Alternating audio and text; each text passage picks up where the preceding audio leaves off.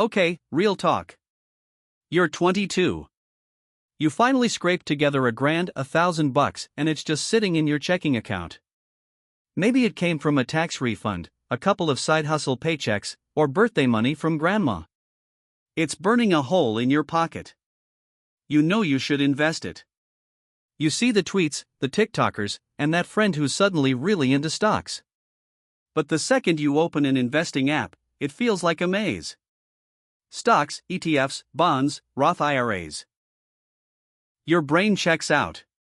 So you close the app, order an overpriced burrito, and tell yourself you'll figure it out next month. But what if that $1,000, invested the right way today, could become one of the most important financial decisions you ever make?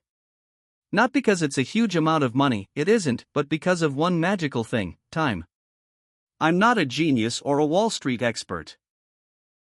I'm just someone who looked back at my own broke 22-year-old self and asked, what would I do differently if I could start over with just $1,000?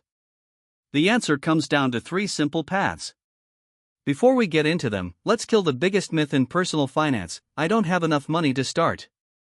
The truth is that investing is less about how much you start with and more about when you start. If you invest $1,000 at age 22 and it grows at an average rate of 7% per year, by age 62 that money could grow to more than $21,000 without you adding another dollar. That's the power of compound growth. But the real value isn't the money, it's the habit. That first investment proves to yourself that you can do it. It builds confidence, discipline, and momentum. Over time, that first $1,000 can turn into $5,000, then $10,000, then a monthly investing habit that quietly builds wealth in the background while you live your life. The first path is for people who want long-term wealth with the least amount of stress.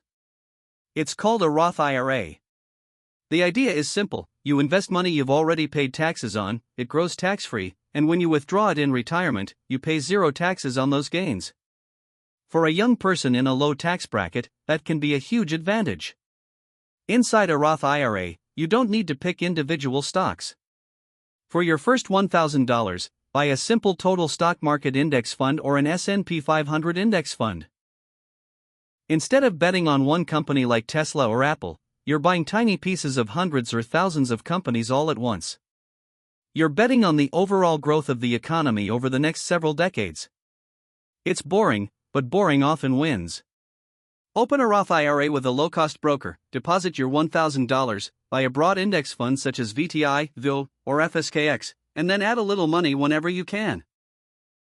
This path is best for people who are committed to leaving the money invested for retirement and not touching it for decades. The second path is for people who want more flexibility. Maybe you're saving for a house, a future business, or another goal that's 5 to 10 years away. In that case, a regular taxable brokerage account might make more sense. The investing strategy stays almost exactly the same: you still buy broad index funds instead of chasing hot stocks. The difference is that you can access the money whenever you want.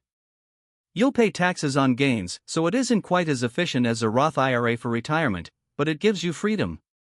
It's also a great way to learn how investing works. You can watch your investments move up and down, gain experience with the market, and build confidence without locking your money away until retirement.